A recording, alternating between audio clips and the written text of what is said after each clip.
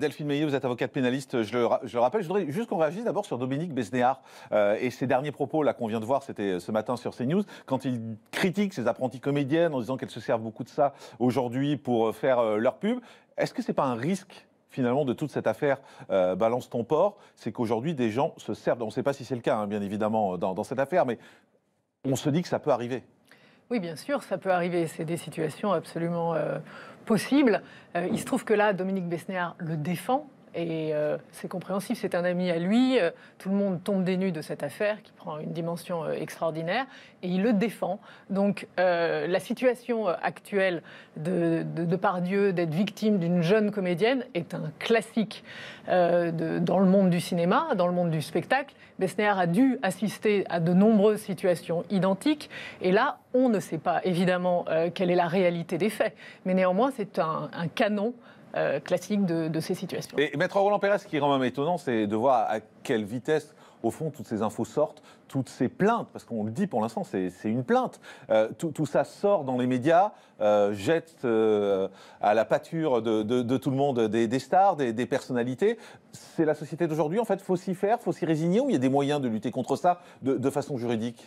Je crois qu'il y a un avant et après l'affaire Weinstein. Depuis que cette affaire Weinstein a jeté un pavé dans la mare sur la révélation des pratiques, parce que c'est pratique, alors encore une fois, indépendamment de ce qu'on sait de l'histoire de Gérard Depardieu, mais encore une fois, ces pratiques de relations plus ou moins équivoques entre ces jeunes apprentis comédiennes, comme dit Dominique Besnéard, et le milieu du cinéma, des producteurs, des réalisateurs, des directeurs de casting, tous ces gens-là qui peuvent parfois, et c'est avéré, c'est vrai, profiter un petit peu de la situation pour séduire des jeunes femmes en mal d'exercer leur profession ou de vouloir exercer la profession d'artiste. Donc cette affaire Weinstein a ouvert enfin la parole, et avec elle, tous ces effets indésirables d'affaires qui n'en sont probablement pas et qui n'en seront peut-être jamais, mais qui doivent quand même suivre. Et qui font des dégâts, malgré tout. Qui font des dégâts au niveau médiatique. Mais Maître Roland Pérez, on le sait, c'est pas un secret, dans vos clients, vous avez beaucoup de personnalités, vous avez beaucoup de stars, de la télé, du cinéma, de la chanson.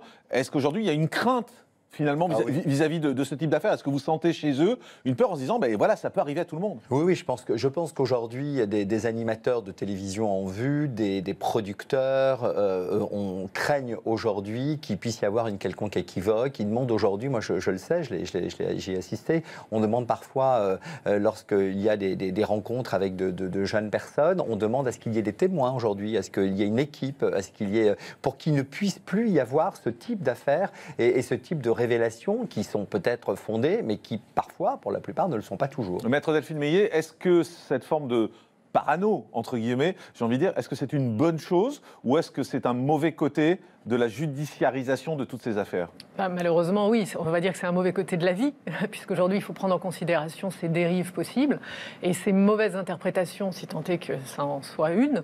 On parle globalement, là, on ne parle pas de Depardieu. Oui, effectivement, il faut prendre en considération ce que vous disiez. Lorsqu'on fait aujourd'hui passer un entretien d'embauche, quand un homme fait passer un entretien d'embauche à une femme, quel qu'il soit, il vaut mieux qu'il soit accompagné d'une tierce personne qui pourrait justifier, arbitrer, témoigner. Si besoin est, on arrive à une société américaine. Voilà, alors aux États-Unis, c'est vrai qu'on dit souvent qu'un homme ne prend pas l'ascenseur seul avec une femme, qui, quand il reçoit une femme dans son bureau, il ne ferme jamais sa porte. Il faut en arriver là aujourd'hui en France. Alors, vous, si vous aviez des clients, par exemple, connus ou pas, ou des personnalités en tout cas, vous leur diriez, il faut se comporter comme ça aujourd'hui, il faut faire attention? Alors, je vais aller plus loin, personnalité ou pas. Tout le monde est concerné. Ça peut arriver à n'importe qui, effectivement, vous avez raison. Pas, tout le monde est concerné et effectivement, je ne pourrais que appeler à la prudence dans des situations de hiérarchie et voire même dans des situations où un homme et une femme aujourd'hui se retrouvent ensemble. Alors ça paraît assez extraordinaire dans notre société relativement libre, mais néanmoins, il y a un réflexe. Quand on veut atteindre quelqu'un aujourd'hui, les chiffres le prouvent, si vous voulez, les plaintes en termes de harcèlement ont été multipliées par... C'est peut-être aussi parce que la parole se libère. Enfin, parce que la parole se libère et également parce qu'on s'estime victime beaucoup plus facilement qu'auparavant. Il y a aussi ça, il y a aussi ce phénomène-là. Alors, effectivement, aujourd'hui, prudence dans toutes ces situations-là. Et puis donc dans l'affaire Depardieu, il y a le rôle des médias dont on va parler, si vous voulez bien. Et justement, avant d'en parler, je voudrais que vous écoutiez Maître Hervé Temim, c'est l'avocat de Depardieu. Il s'est exprimé hier soir sur CNews, il était avec Laurence Ferrari. Et vous allez voir, et c'est très intéressant, et c'est l'axe qui nous intéresse, il remet en cause le comportement des médias dans cette affaire Depardieu en disant On en parle trop vite, on dit tout et n'importe quoi. Écoutez Hervé Temim hier soir sur CNews. La justice, elle doit se marier avec le secret, même si ça n'est pas d'époque. Donc il est absolument dramatique que cette plainte soit rendue publique parce que ça crée un préjudice extrêmement grave, dont j'espère qu'il ne sera pas irréparable, à Gérard Depardieu, qui n'a strictement commis aucune agression sexuelle, aucun viol, et dont je suis convaincu que l'innocence sera établie par l'enquête. Voilà la ligne de défense. La plainte émane d'une jeune actrice qui dit effectivement avoir été agressée par Gérard Depardieu. Est-ce que l'on est, selon vous, dans un schéma similaire à ce qui s'est passé aux États-Unis avec Harvey Weinstein ? Non, mais ça n'a strictement aucun rapport, il n'y a aucune comparaison possible. Vous voyez le danger de ce qui se passe là? Vous ne connaissez rien de cette affaire, vous ne savez même pas ce qui a pu se passer, quand ils se seraient rencontrés, quelles sont leurs relations. Et vous faites une relation entre cette affaire et Harvey Weinstein.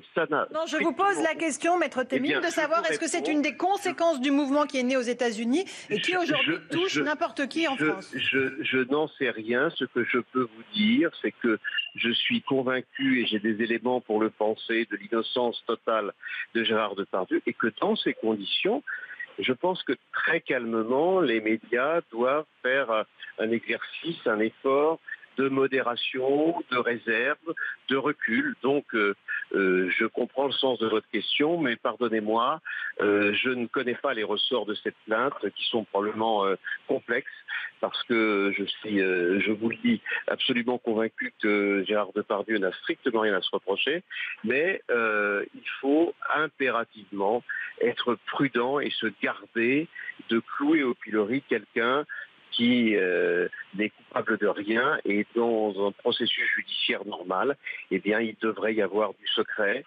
du temps, de la modération et du respect du droit de chacun. Du secret, du temps, de la modération, Maître Delphine Meillet, vous êtes d'accord avec Maître Temim? Oui, bien sûr, comment ne pas être d'accord avec notre confrère Temim. Mais tout le monde dit ça et pourtant ça ne s'applique pas. Alors, enfin, moi j'entends tous les avocats dire ça, tout le monde dire ça. Alors déjà, pour rester sur le thème de votre reportage, on nous dit que cette affaire s'inscrit dans l'affaire Weinstein.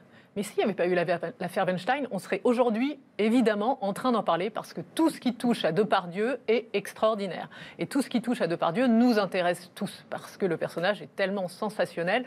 C'est le monstre sacré du cinéma français aujourd'hui. C'est le personnage le plus extraordinaire qu'on a aujourd'hui dans le monde du spectacle, du cinéma. C'est aussi donc lié à l'affaire sur une personnalité. C'est lié à lui. C'est lié à lui. Alors aujourd'hui, on l'inscrit, on le rattache à l'affaire Weinstein, mais c'est finalement relativement indépendant.